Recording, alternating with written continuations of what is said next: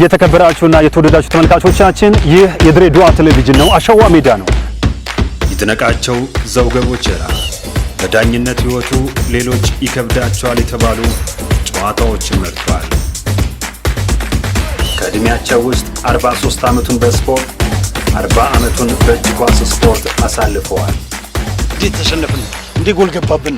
ነገ የተሻለ ቦታ ለመድረስ የትኛውም አይነት ስፖርትን ስትሰራው ቻሌንጆችን መቋቋም ከህዝቡ ጋር እንድንተዋወቅ ያደረክበት መንገድ አሪፍ ነበረ ብዬ አስባለሁ። እንደ ድሬዳዋ ቴሌቪዥን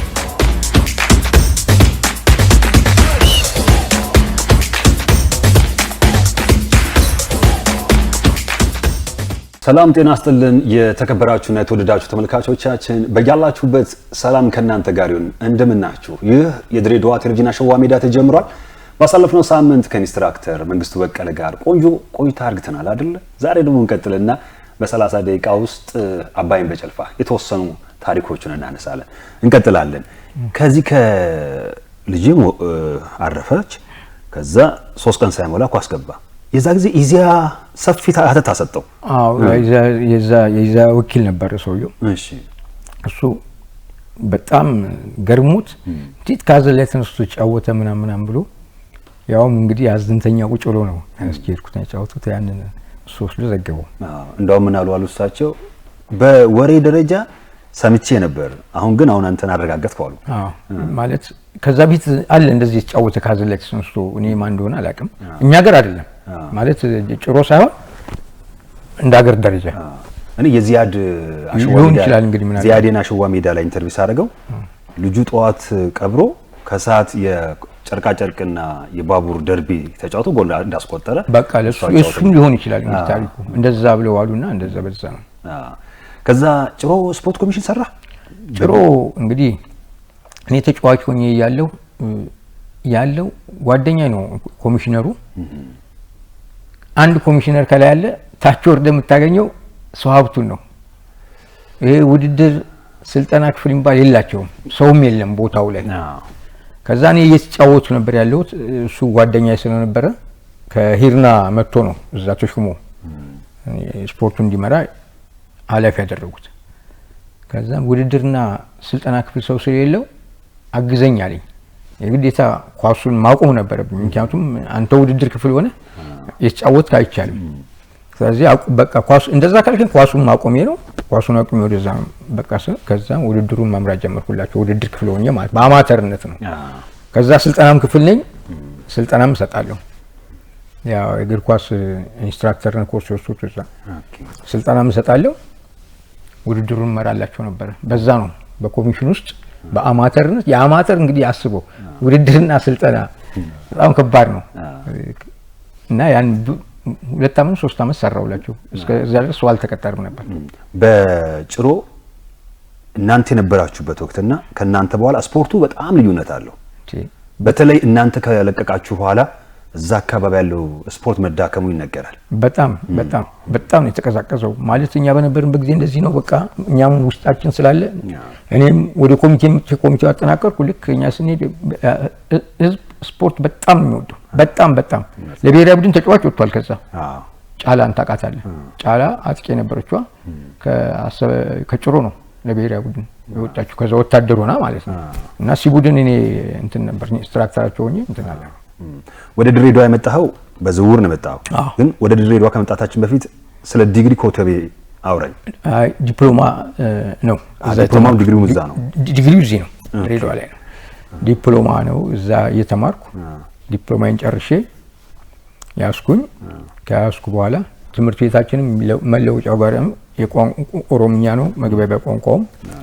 በአጋጣሚ ሊገባ የቻልኩበት ዋናው ምክንያት ግን 91 ዓመተ ምህረት ላይ ደብረ ማርቆስ ላይ እንትን ነበር የታዳጊ ወጣቶች ዩ17 ውድድር ነበር። አጋጣሚ የዛን ጊዜ የስፖርት ኮሚሽነር አቶ መላኩ ጴጥሮስ ናቸው። ድሬዳዋ ላይ መጥተው ፕሮጀክቱ ጎብኝተው ትጥቅ ሰጥተው ሲመለሱ የኛም ፕሮጀክት ሊያው ፈልገው ነበር። አጋጣሚ እኔ ደግሞ የሲ ቡድኖች ጨዋታ አዘጋጅቼ ነበር። እዛ ኦርጋናይዝ ማድረገው እኔ ነኝ፣ መቆጣጠራቸው እኔ ነኝ።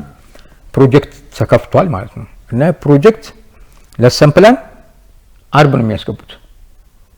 እዛ አሰልጣኞቹ እኔ ነኝ የሚቆጣጠረው ኢንስትራክተርም ስለሆንኩ ማለት ነው። አያለው አርምና እሑድ ዕለት ይመጣሉ። ይሄን አስተካክሉ ብዬ እሰጣቸዋለሁ። በእንደዛ ነው የሚሰራው እና ዶክመንቱ አለ። አጋጣሚ ዋንጫን ጨዋታ ነው። ከዛ መጡ፣ እዛ ገቡ ሜዳ። ጨዋታው ተጀመረ። ከሰዓት በኋላ ነው 10 ሰዓት ምናምን ሊሄዱ ነው። ናዝሬት ሊያድሩ ነበር ያሰቡት። ከዛ በቃ ሲያዩት እየመሸ ሲሄድ እንደ ዋንጫ ሳስጡማ አትሄዱም ምናምን አልኳቸው። በቃ ዋንጫ የምንሰጥ ከሆነ አልጋዙ ይፈለግልን አሉ። አዘዙ። ያው ብዙም ሆቴል የለም ትልልቅ። በጣም ጥሩ ሰው ነው፣ ይገርመኛል ስለ ስፖርት። የዛን ጊዜ ምን አለኝ እሳቸው ምን አሉ፣ ጫላ አይቷታል ጩጮ የሆነ ሲቡድን ጫዋታ ይሄ ልጅ ቤተሰቡ እንዴት ነው? አይ የድሃ ቤተሰብ ልጅ ነው፣ ትልቅ ቦታ ይደርሳል ያሉ። አይቶ ታጫዋቹ እንዳሉት ብሔራዊ ቡድን ተመረጠ ልጅ እና በጣም ገርሞኛል። አሁን ሳስታውስ ይገርመኛል። እና ከዛ ዶክመንት ምናምን ሳሳያቸው በጣም ደስ አላቸው። አዲስ አበባ ከገቡ በኋላ ሰኔ ላይ ነው ውድድሩ።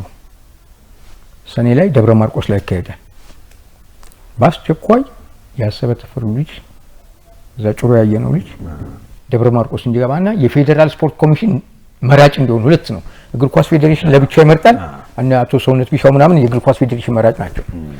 እኔ ደግሞ የፌዴራል ስፖርት ኮሚሽን መራጭ ነበርኩ የዛን ጊዜ። እዛ ሄድኩኝ። እኔም አላወኩትም ስጠራ ምናምን። አጋጣሚ ፈተና ሊፈትን ፋይናል ፈተና ሊፈትን ተማሪዎችን ፈተና ኮሬክት እያደረኩ ነበር። ቴሪ ፈተናው ተደወለ።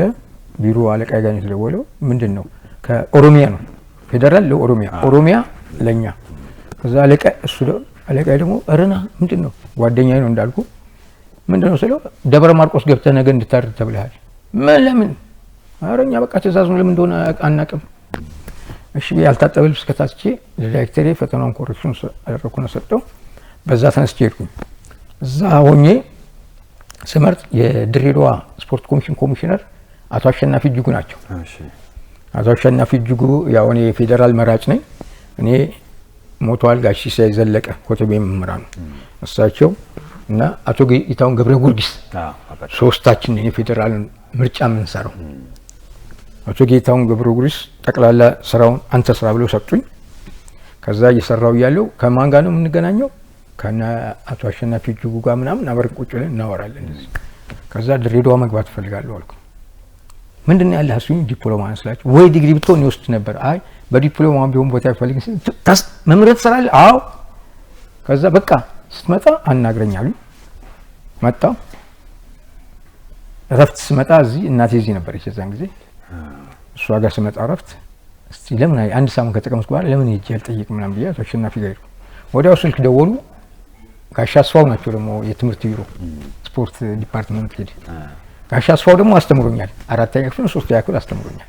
ጂጂጋ ሲሄድ እሱ በጣም ሞዴሊያችን ናቸው። ሁሉም ነገር ጋሽ አስፋው ይጫወታል። ቮሊቦል ብቻውን 4 አስተማሪ 5 አስተማሪ ይገጥማል ቮሊቦል። በቃ እሱ ደጋፊ ነበርኛ። ረፍት ሰዓት ላይ ወጣል ይዞ በቃ እንደዛ ስለሆነ በቃ ሳይው እንደዚህ እና ምን ችግር አለ? ወዲያው ተጻፈልኝ። ዝውውር ጨረስኩ መጣሁ። መቼ መጣ ማለት ነው? 92 እዚህ ገባሁ። ድሬዳዋን ታውቃት ነበር? አዎ እናቴ እዚህ ነበር። ትመላለስ ነበር። ከዛ ድሬዳዋ ወጣቶችና ስፖርት ኮሚሽን። አዎ ድሬዳዋ ወጣቶችና ስፖርት ኮሚሽን አይደለም መምህርነት ነው። በዝውውር የመጣሁት መምህርነት ነው። የት ተመደብክ? ገና እንደመጣው መድኃኔዓለም 9ኛ ክፍል አዲስ ተገንብቶ መሰራቱ ነው። መድኃኔዓለም 9ኛ ክፍል ማስተማር ጀመርኩ። ከዛ ከመድኃኔዓለም በወቅቱ ትንሽ ረብሻ ግርግር ስለነበረ ተቀየርንና እንደገና ከነ ተማሪዎቻችን ሃይ ስኩል ገባሁ። እዚህ ሃይ ስኩል ማስተማር ጀመርኩ። ሃይ ስኩል ሳቢያ ሃይ ስኩል ከሳቢያን ሃይ ስኩል ነው። ታዲያ መቼ ዲግሪን ያዝክ? 97 ድሬዳዋ ላይ ያለው። ድሬዳዋ የት ነው? ሳቢያን እያስተማርኩ ሰመር ነው የተማርኩት። ኦኬ ወሰድኩ። 97 ዲግሪን ሲይዝ ስፖርት ኮሚሽን ማስታወቂያ ያወጣው 97 ነው። በዛው ገባ። ከዛ ስፖርት ኮሚሽን መቼ ነው ካለ ኢንስትራክተሩን ቆይተሃል ማለት ነው? ኢንስትራክተርነት የወሰድኩት አሰበ ተፈሪ እያለሁ ነው። አሰበ ተፈሪ እያለሁ ኢንስትራክተርን ኮርስ ወስጄ 3 ቦታ ላይ ስልጠና ሰጥቻለሁ። አንደኛው አዳማ ላይ ነው። አዳማ ላይ ከኦሮሚያ ተውጣጡ ጠቅላላ የፕሮጀክት አሰልጣኞች ስልጠና የሰጠው አዳማ ላይ ነበር። እዛ ላይ መምህር ነበር። አንዱ አሰልጣኝ ነበር። ከዛ ነገሌ ቦረና ደግሞ እንደገና ስልጠና ልሰጥ ይቻላል።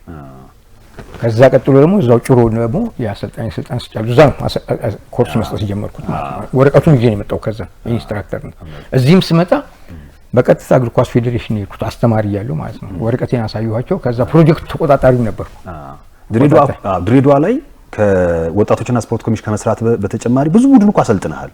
አዎ ብዙ ሳይሆን ድሬዳዋ ላይ ስመጣ በቀጥታ ፕሮጀክቱ ላይ ነው ልሰራ የፈለኩት። በነገራችን ላይ ስመጣ ድሬዳዋ የስፖርት ሀገር መሆኗን ብዙ ጊዜ ዜና እከታተላለሁ፣ በዛ ቃለሁ። ስለዚህ ጥሩ ስራም ይሰራል በስፖርቱ ብዬ ነው የመጣሁት። እንደመጣሁ ፕሮጀክት ክትትል ማድረግ ጀመርኩ። አሳየኋቸው ኢንስትራክተር መሆኔን ሳሳያቸው እንዴ በቃ እንደዛማ ከሆነ ነጋሽ ደስታ ነበሩ። እንደዛማ ከሆነ በቃ ተሳግዘናል ብለው ፕሮጀክቱ እየዞርኩ ቆጣጠር ነበር፣ በብስክሌት ቆጣጠር ነበር። ከዛ ለመጀመሪያ ጊዜ ያሰለጠንኩት የ1994 የትምህርት ቤቶች ስፖርት ውድድር ላይ ነው። የድሬዳዋ ምርጥ ቡድን ያስኩት እኔ ነኝ። ድሬዳዋ አዘጋጅ ነበረች የትምህርት ቤቶች፣ የሀገር አቀፉ ትምህርት ቤቶች አዘጋጅ ድሬዳዋ ነበረች። እግር ኳሱን ያስኩ አማካሪ አቶ መክሪ ነው ነፍሱ ይማረው ነው ያስኩኝ። ከዛ ወደ ውድድር ገባን። ከብዙ ቻሌንጅ በኋላ ሻምፒዮን አደረኩት። ሻምፒዮን አድርጌው እንደጨረስኩ በቃ ህዝቡ ምናምን ረድቶኛል። አልረዳኝም ማለት አይደለም፣ ግን ሰው በቃ ሁሉም ነገር እሱ እንደሰራው አድርጎ ነው ያሰበው እና አይችልም ምናምን ሲሉ ቆይ መቻሌ ላሳያችሁ እንዲያልኩና ካባን ያስኩ 96 ላይ ከመስራቾቹ አንደኛው ነው። ካባ ነው 96 ላይ ካባ 95 ላይ አሰልጣኝ ነበሩ እና ብዙ ጎል የገባበት ይሸነፍ ነበር። 96 ነው ያስኩት ካባን። ዘጠኝ ቤት ድረስ መጥቶ ልጆቹም ጠየቁኝ። በቃ ፈቃደኛ ሆንኩ፣ ማሰልጠን ጀመርኩ ካባን። ካባ እንግዲህ ሰምቶ ይሆናል ዝናውን በወቅቱ ኃይለኛ ቡድን ነበር እና ያን ካባን እንደዛ ያው ጥሩ ነገር ሰራው ካባ ላይ። ለፍጻሜ እንደውም ሰላምና መረጋጋት ዋንጫ ለፍጻሜ ደርሰን ነው የተሸነፍነው። በአንድ በረኛ ነበር የምንጫወተው። ወንድማገኝ ነበር በረኛ። ወንድማገኝ እንዳትሞት እንዳይመታ ከበው እያልኩ ሪዘርቭ በረኛ የለኝም ነበር። በእንደዛ በዘዴ ነበር በቃ ማጫወታቸው እና ነታጁ ታጁ አለ ታገላለች ጩኒ ጋር ተጫወተ። ጩኒ የዛን ጊዜ ቢፍቱ ዲንሾ ገባች ከኔ ጋር ለቀችና ቢፍቱ ዲንሾ የተቻለ ክፍያ ነበር። ያ ነጭ ማሊያ የእንግሊዝ እኛ የእንግሊዝ ማለት በቃ እሱን ለብሰን የእንግሊዝ ቡድን ነበር የሚመስለው እና ካባ የዛን ጊዜ በቃ ዝና የገነነ ቡድን አደረኩት። ለነገሩ እንዳሁን እኮ ማሊያ አልነበረም እኮ ባቡር ራሱ የሚለብሰው እኮ የፈረንሳይና የገነነ ቡድን ሆነ። ካባና ካባ ተባለ። 2 አመቴን ተቀጣሁ። ለምን? በዛው አቆምኩ። ለምን ተቀጣሁ? ተጣላሁ ከአመራሩ ከፌዴሬሽኑ አመራሩ። የተጫዋችነት ወኔ ያለ በቃ እዚህም ኖርማሊ ስተፌ ነው ያለው ማለት የፍጻሜው ጨዋታ ላይ ይሄ ሰላምና መረጋጋቱ ለዋንጫ ነው ጨዋታ የመጣ ነው እና ልጆቼ ከኔ ቀድመው ሜዳ ሰዓት ይከበራል ሜዳ በዚህ ሰዓት እንድትገኙ እንኳን ቀድሞኝ ነው የሚመጡት እነሱ። እኔ እንደውም ዘግቼ መጣሁ እኔ ነኝ። በሰዓት ያው ቤቴም እዛው ጋር ስለሆነ ላጥ ብዬ ነው የምመጣው። ስመጣ ተረብሿል። እኔ ምንድነው ምናምን ስላቸው በረኛ ወንድማገኝ ብቻ ነው ያለኝ 2 ቢጫ አይቷል ይለኛል። ያስ ነው ማጀን ያየው ቢጫ አላየም በኮ ትክክል አላየም። አመር ሲራጅ ነበር። አመር ሲራጅ ቤት ጻፍ ተብሎ ነው ከዛ አላየም አይቷል። እንዴት ነው ህጉን ደግሞ አውቃለሁ።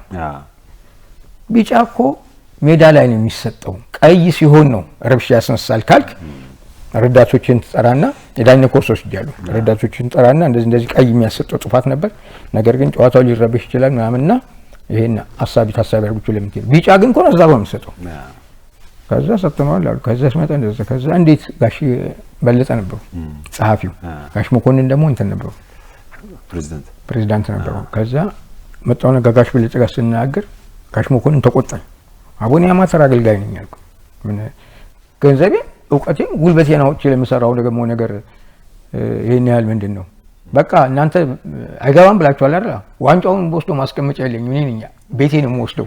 ስለዚህ አስገብቻ ጫወታዋለሁ ታስወጡት እንደሆነ ያለው ምናምን ብያቸው አስገባሁት።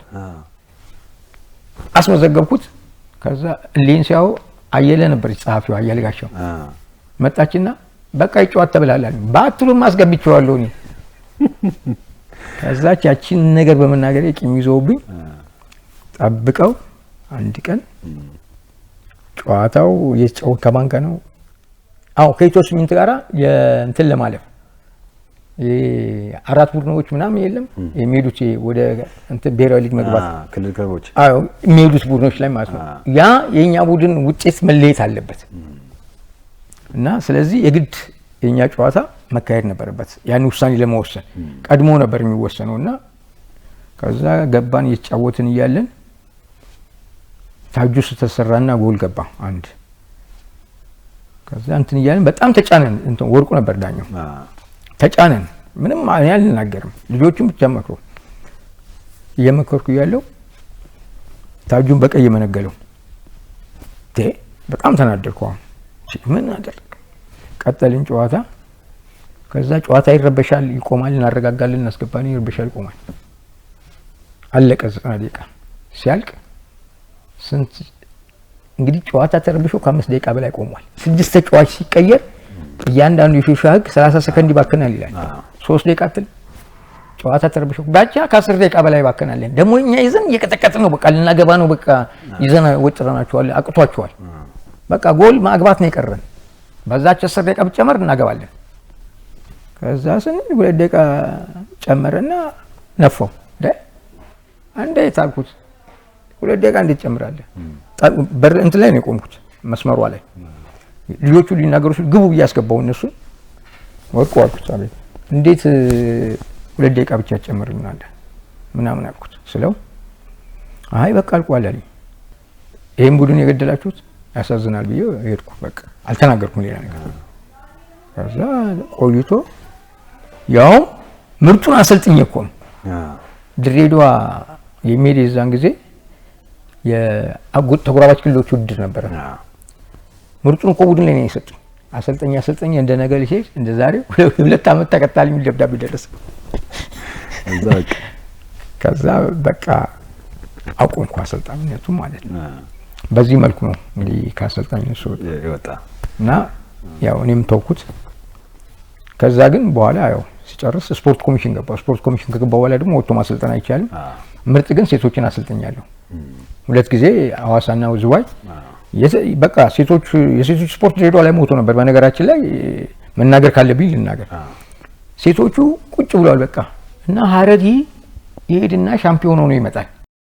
ትግስት የምትባል ልጅ እኛ ገንደቦ የነበረች ልጅ የሞተች እሷ ልጅ ለሀረር ተጫውታለች እና ትመጣለች። ታውቃቸዋለች ጨዋቱ። ከዛ ምን እንዴት አሸንፈው መምጫ ትራንስፖርት ራሱ አጣው ተዋጥቶላቸው ነው የመጡት ነገረች።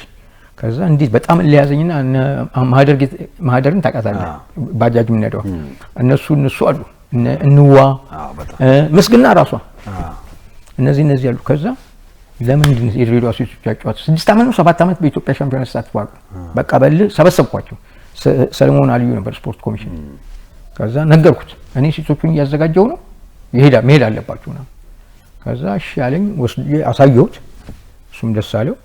ከዛ የመጀመሪያውን ጨዋታ ዝዋይ ላይ ይጃችሁ 2000 ላይ ገባን። ጥሩ ውጤት አመጣን። 6-7 የሚገባው 1-0 ምናምን ነበር የምንሸነፈው። ከዛ በኋላ ሁለተኛውን ደግሞ ሐዋሳ ላይ ይጃችሁ አበራ ነበር አሰልጣኙ። የኔጣ ደረሰው አበራ አሰልጣኙ ነው፣ እኔ ቡድን መሪ ነኝ። አበራም ተቀጥቷል። ከዛ አበራ ተቀጥቶ ተዋበራ አልኩት ይሄን ነገር ቶሎ ብለህ አስነሳ ቅጣቱን፣ አለበለዚያ ይሄን ቲም ይዘህ አትሄድም ያስቀሩሃል አልኩት። ይሄ ምናምን አለ። ወረቀት አስገብቶ ዝም አለ። ልክ ሊኬድ ሲል አንተ ቅጣት አለባት አትሄድም ተባለ። ማን ያሰልጠነች ልጆቹን? እኔ ዘኪር ሲባል እኔ የማያገባኝ ስፖርት ኮሚሽን ሰራተኛ ነኝ። እኔ ቴክኒክ ነኝ እንጂ አላሰልጥም። ከዛ ጋሻው እሱን ደግሞ ስንፈልገው አጣ ነው። መጨረሻ ተፈይሰል ነበር ነፍሱ ይማረው። በቃ ራስህ ይዘህ ትሄዳታለህ አለኝ። አለቃ ነው አዘዘኝ። ይሄድኩኝ ማለት ነው። ሐዋሳ ላይ 3 ኮከብ ከኔ ነው የተመረጠው። የመጨረሻ ላይ ምስግና ሆነችና አንደኛ ወጣች። እና በእንደዚያ ሴቶችን ስፖርት ያስቀጥያሉ። ከዛ ጤና ቡድን ነው ምናምን ይሰራው። ከዛ የድሬዳዋ ከተማ ቴክኒካል ዳይሬክተር የከነማ አውራኝ እስቲ። ድሬዳዋ እንግዲህ ከነማ ቴክኒካል ዳይሬክተር ሆኜ እሰራለሁ። በስታቲስቲክስ ላይ መረጃ ይዤ ነው የምቀርበው ሁልጊዜ። በጣም ግን አሰልጣኞቹ ይረዱታል የእናንተን ስራ። ኖርማሊ አሁን በኢትዮጵያ እግር ኳስ ላይ የምታየው አንዱ ችግር ሁልጊዜ ቴክኒክ ዳይሬክተርና አሰልጣኝ አይጥና ድመት ሆነው እየሄዱ ነው። ለዛ እኮ ነው በጣም ነው የሚያሳዝነኝ። እኔ ማለት ከመድረኩ ጀርባ ነው ቴክኒክ ዳይሬክተር ያለው። የእሱን ነገር ሰምተህ ደግሞ እግር ኳስ ሜዳ ላይ የሚታይ ነገር ነው፣ የምትዋሸው ነገር አይደለም። ሜዳ ላይ ያለው ነገር ነው የምትሰራው፣ የምትገመግመው ያንን ነው በጽሁፍ የምታቀርበው። ወደ ጽሁፍ ትቀይሯል እንጂ ሜዳ ላይ ያለ ነገር ነው። ስሰጣቸው ተቀብለው እንደመጠቀም ምን ያደርጉታል? አንተን ወደ መጥመድ ይሄዳሉ። ሪፖርት ማቅረብ ግዴታ ነው እንግዲህ ከተመደብክ ሪፖርት አቅርባ። እኔ ከነማ ላይ ሰራው ተነሳው፣ እንደገና ደግሞ ተመልሼ ተጠራው ሰራው፣ መጨረሻው ላይ ተነሳው ማለት ነው። ከዛ በኋላ እኔ ወደዛ ሄጄ አለቅም። በጣም አናደደኝ ወደ ስፖርቱም ላይ ማለት ነው። እንዲያውም ስፖርቱን በአብዛኛው ስፖርቱን ራሱ እንዲጠላው ካደረገ መንገድ አንዱ እሱ ይመስለኛል። ምክንያቱም ጥሩ ስለሰራ አንተ ልትወገዝ አይገባም። የታወቀ ነገር ነው። የድል ነገር ሆኖ እንጂ እኛም እኮ ትልቅ ደረጃ ላይ አሰልጣኞች መድረስ እንችላለን። ኖርማሊ መገምገም ማለት ትልቅ ነገር ነው። ያገመገምክ የምትሰጠው ነገር ላይ በጣም ስፖርቱን እየገደለው ደግሞ ያለው ነገር ይሄ ነው። ግን የእናንተ ማንዴት መተባበር የእናንተ ማንዴት ምን ያህል ድረስ ነው? ለምሳሌ ቴክኒካል ዳይሬክተር ሲባል ምንድን ነው የምታደርጉት? ይኸውልህ አንድ ነገር እንግዲህ በመጀመሪያው ዙር ላይ ቴክኒካል ዳይሬክተር ነው ስመደብ ጆብ ዲስክሪፕሽን የለኝም፣ የተሰጠኝ ስራ አልነበረም። ግን ቢሆንም እኔ አውቀዋለሁ መግባት ያለብኝና መግባት የለብኝ ቦታ አውቀዋለሁ። የኔ ስራ ቴክኒካሊ የቡድን አቋም እየገመገምኩ አስተያየት መስጠት ነው፣ በጽሁፍ ማቅረብ ነው። ይሄ ችግር አለ፣ ይሄ እንዲቀረፍ የጠንካራ ጎን ነው የሚለውን ነገር ነው የምታቀርበው። ከዛ ውጪ አሰላለፍ አትገባም። በውጭ ጨዋታ ሰዓት ላይ እረፍት ሰዓት ሲወጡ አስተያየት መቀበል ከፈለገ አሰልጣኙ ካንተ ሊቀበል ይችላል፣ ካልፈለገ አይፈልግም። ግን ከጨዋታ በኋላ የመጀመሪያው ትሬኒንግ ላይ ሪፖርትን ታቀርባለህ አንተ ይሄ ችግር አለበት ብለህ ማለት በእንደዚህ ነው የሚሄደው። ከዛ በኋላ ይሄ ነገር አያዋጣም በሚቀጥለው ከዛ ተነሳው ከዛ እንደገና ስመጣ ጣልቃ ገባብኛል በሚል ነው አሰልጣኙ መጀመሪያ ላይ ያስነሱኝ። ከዛ እንደገና ደግሞ ተጠር ሲሄድ ጆብ ዲስክሪፕሽን ከሌለ አልሰራም አልኳቸው። ምክንያቱም ባለፈው እንደዚህ ያላችሁ ስለዚህ ስጡኝ የስራ ድርሻዬን በስራ ድርሻዬ መሰረት ልስራ እኔ የሚመለከት ነገር። ከዛ ተባለ ትንሽ ነገር ተጻፈና ተሰጠኝ። በዛ መሰረት ነበር ይሰራኝ ያየነው። ነገር ግን ቻሌንጁ አሰልጣኙ የኔን ቻሌንጅ መቋቋም፣ ምክንያቱም የምነግረው ነገር ብዙ ሊሰማኝ አልቻለም። ረጅም ኳስ ቲሙን ያጫውተዋል 20 ምናምን በጌም ውስጥ በአንድ ጨዋታ ውስጥ ወደ 20 ምናምን ኳስ ይላካል። ከ20ው ለአጥቂ የሚደርሰው አንድ ኳስ ነው። አበቃ ያዋጣም ነው ይሄ ጥያቄ። እና ፈርስት እንትን ላይ ስገመግም ማለት ነው የፈርስት ራውንዱን ጨዋታ አጠቃላይ ሪፖርት ሳቀርብ ወደ 500 ምናምን ኳስ ረጅም ተሰጥቷል። ከ500 የደረሰው ትንሽ ነው፣ በጣም ትንሽ ኳስ በ20 እንኳን አይሞሉ። ስለዚህ አሁን ሁለተኛው ራውንድ ላይ መቀየር አለብን ነው ጨዋታውን። በዚህ አያዋጣም። ይሄን ሁሉ ኳስ ባክ ነው ደግሞ ትዝ ይል እንደሆነ 20 ቁጥር የሚለብሰው ሀብታሙ ይባል ይያለ እሱ ነው ይገጨዋል። ኳሱን ገጭቶት ማን ይሰደው? ኳሱ እሱ ተሻምቶ ገጭቶ እንደገና ኳስ ፈልጎ ይሆናል አይሆን? አጠገቡ ተጫዋች መኖር አለበት። የለም እሱ ብቻ ነው ፊት የሚቆመው። ስለዚህ ለሱ ነው የሚሰጠው። ሁለት ምናምን ተከላካዮች አሉ። በቃ ምንም ማድረግ አይችልም። አንዳንዶቹ ነው በአራዳ ቋንቋ አይበላው ይላሉ። በቃ እንደዛ ያን ነው እንግዲህ። ይሄም አያዋጣም። ስለዚህ ማያዋጣን ኳሱን አደራጅተን የድም ብንጫወት ይሻላል የሚለው ነገር ላይ ነው ልንስማማ። ትችቱ ሲበዛ እሱም አጋፈጠኝ። ከዛ ተነሳ። ግን ከስፖርት ውጪ ህይወትህ ምን እንዴት ነው? ቤተሰብ እኔ ያው ቤተሰብ አለኝ። ጥሩ ኑሮ ነው የምኖረው። ምንም እንትን የለኝም። አሁን ደስ የሚለኝ እኔ አሁን ግጥም ጽፋለሁ። በእውነት? አዎ መጽሐፍም አለኝ ገና ያልታተመ እንጂ ይታተማል ይችላል። ኧረ አሳትሙለት ባካችሁ አይደል? ግጥም ጽፌያለሁ ምናምን እንትና ሲሳይ ዘልጋሪ ራሱ አስተያየት ሰጥቶበታል። ኦኬ እንደውም ይላል አስተያዩ እኔ እኮ የስፖርት ባለሙያ ብቻ ትመስለኝ ነበር ለካስ ገጣሚም ነህ ምናምን ብሎ ነው የሰጠው አስተያየት። ኦኬ ሰጥቶኛል። ሌሎችም ነገሮች አዳዲስ ስፖርቶችም እጽፋለሁ። ጥሩ አነሳልኝ። አንድ ስፖርት እኮ ልታስተዋውቅ ነበር የፈጠርከው። አንድ ቦሏን ሰራዋት ተጀመረችና ጎሏ ሁሉ ተበይቶ ሰረቁኝ። ጎሉም ተሰረቀ። በልመና በተሰራው ህጉ ምናምን ጨርሻው ኦሬዲ አለ። ከዛ ውጪ እንደገና ፉትቦል ታለንት ሾው የሚል አዘጋጅቻለሁ። ታዳጊዎችን በእናንተ እንደውም ወደ እናንተ ሊመጣ ይችላል አሁን በቅርብ። ይሄ ምንድነው ልክ እንደ የዘፈን አይዶል አለ። ልክ እንደዛ ፉትቦል ታለንት በሽልማት ያለው ታዳጊዎች እንደ ፍሪ ስታይል ነው ውድድር ነው። ማንቀርቀብ ምናምን ነው ብዙ እኔ ታርጌት ያደረኳቸው የኢትዮጵያ እግር ኳስ ላይ ያሉትን ድክመቶች ነው ታች ላይ የሚቀርፉበት መንገድ ነው። ይሄ ምንድነው የኔ አስተሳሰብ እነዛ ውድድሩ ያ ነገር ታለንት ሾው ቢዘጋጅ ታለንት ሾው ላይ ያሉት ብሔራዊ ቡድን ላይ ያዩዋቸውን ችግሮች ነው እዛ ጋር ከስር እንዲሰሩ ልጆች ውድድሩ ሲገቡ ህፃናቶች ያን ነገር ተወዳዳሪ ለመሆን ይሰሩታል። በሰሩት ቁጥር አዳፕት እያደረጉት ይመጣሉ ማለት ነው። ልጅ አዲስ አበባ ናት? አዲስ አበባ ናት። ባለቤት እኮ እዚህ ናት። እንደው ከስፖርት ጋር የሚያገናኘው ነገር አለ? እሷ ተመልካች ነበረች። ኦኬ። ሄራ ነው የተገናኘ ነው። ደጋፊ ነበር፣ አድናቂ ነበረች ብዬ አስባለሁ። እንደ አሰበት ፈር ብዙ ነገርኩ እኮ እብዱም ይደግፈኛል። አሰበ እብዱም ይደግፈኛል። ያው ታያለህ አንተም ራስህ አይተሃቸው። አዎ ኦኬ።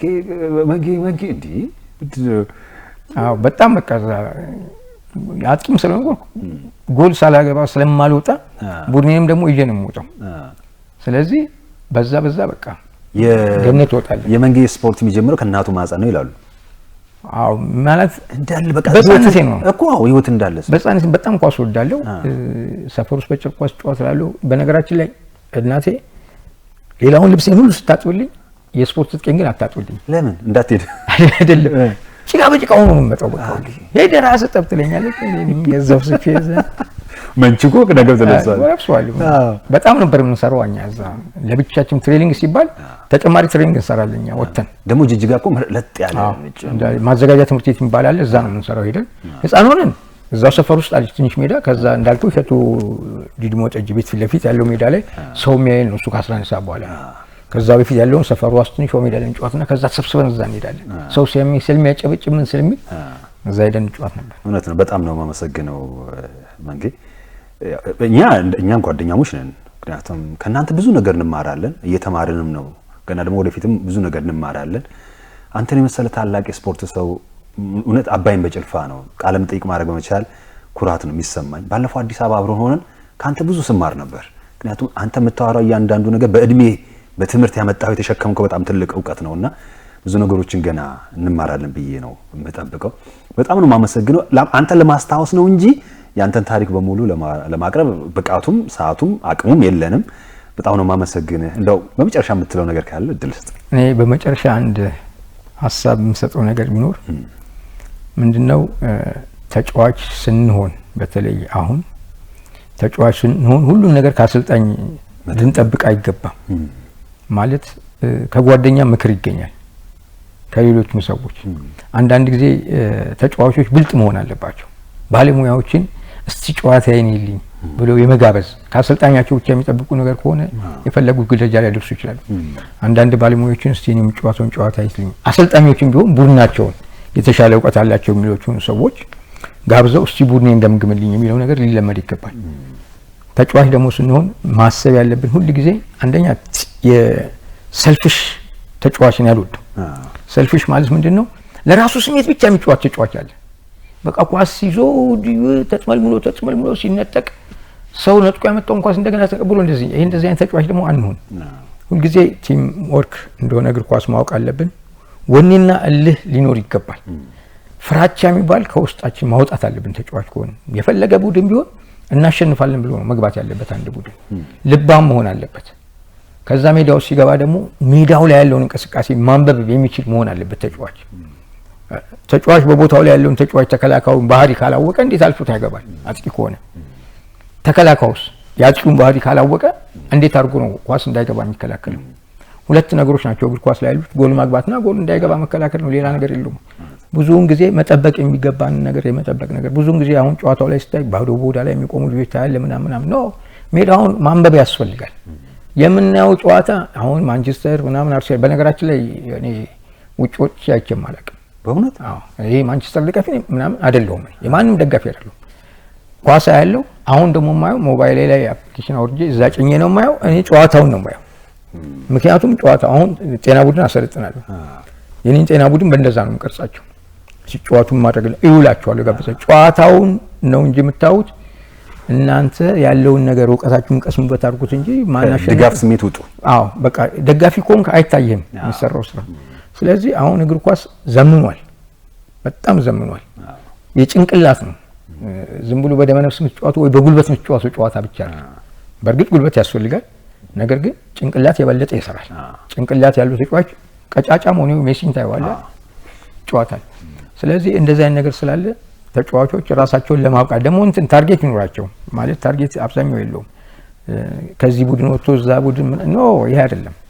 ለማደግ ታርጌት ያስፈልጋል። የምትጫወተው ለምንድን ነው? መዝናኛዬ ነው ብሎ ካሰበ ታርጌቱ መዝናኛ አድርጎት ይቀጥላል። ለማደግ የምትፈልግ ከሆነ ግን ጨዋታን ራስን ጠብቀህ ሁሉን ነገር እያየ ከምታያቸው ጌሞች አሁን አክሰሱ አለ። ድሮ እኮ እንደዚህ አይነት ነገር አታይም። እነዚህ ነገሮች ተጠቅመህ ትልቅ ደረጃ ላይ መድረስ ይቻላል። በተለይ ደግሞ እንደ ድሬዳዋ ያለ ከተማ ሁሉም ቡድን እዚህ ስላለ አንዱ ካንዱ እየተማረ ማደግ ይችላል የሚል እምነት ነው ያለኝ። እቺን ሀሳብ የሚቀበሉ ጥሩ ነው። ቆንጆ ነው። በጣም ነው የማመሰግነው። እንግዲህ ለወደፊትም ጤናና እድሜ እመኛለሁ። ለወደፊትም በተለያዩ ነገሮች እንገናኛለን። እስካሁን ለምታደርግልን ነገር ለድሬዳዋ ከአዋሽ በታች ብሎም ለኢትዮጵያ ላደረከው ስፖርት ክብረት ይስጥልኝ። በጣም ነው የማመሰግነው። የተከበራችሁና የተወደዳችሁ የአሸዋ ሜዳ ቤተሰቦች እንግዲህ ከኢንስትራክተር መንግስቱ በቀለ ጋር በሁለት ክፍል ያደረግነው ቆይታ የተመለከታችሁትን ይመስላል። እንግዲህ አይታችኋል። በጣም በተጫዋችነት፣ በአሰልጣኝነት፣ በስፖርት ኮሚሽን ባለሙያነት በብዙ ነገር ያገለገለ ታላቅ የስፖርት ሰው ነው። ከልብ እናመሰግናለን። የዛሬ አሸዋ ሜዳ በዚሁ ያበቃል። ተስፋውን በየነ ከኛ ጋር በዳይሬክተር በካሜራማን አብሮን ነበረ። ሳምንት አሸዋ ሜዳ ከሌላ እንግዳ ጋር ይጠብቃችኋል። ሰላም። የተከበራችሁና የተወደዳችሁ ተመልካቾቻችን ይህ የድሬዳዋ ቴሌቪዥን ነው። አሸዋ ሜዳ ነው። ይድነቃቸው ዘውገ ቦቸራ በዳኝነት ህይወቱ ሌሎች ይከብዳቸዋል የተባሉ ጨዋታዎችን መርቷል። ከእድሜያቸው ውስጥ 43 ዓመቱን በስፖርት 40 ዓመቱን በእጅ ኳስ ስፖርት አሳልፈዋል። እንዴት ተሸነፍን? እንዴ ጎል ገባብን? ነገ የተሻለ ቦታ ለመድረስ የትኛውም አይነት ስፖርትን ስትሰራው ቻሌንጆችን መቋቋም ከህዝቡ ጋር እንድንተዋወቅ ያደረክበት መንገድ አሪፍ ነበረ ብዬ አስባለሁ። ለድሬዳዋ ቴሌቪዥን